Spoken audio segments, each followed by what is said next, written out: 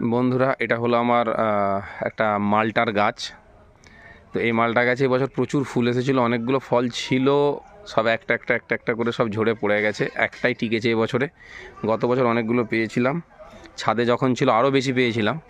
তো এর কালারটা দেখাচ্ছি, কেমন হলুদ মতো হয়ে আসছে।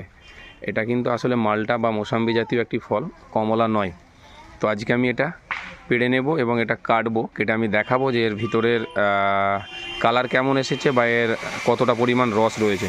তো চলুন আমি এখন এটা পেড়ে নিচ্ছি।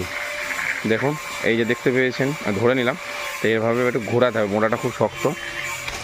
আমি কিন্তু এটা দেখুন টেনে পেড়ে নিলাম।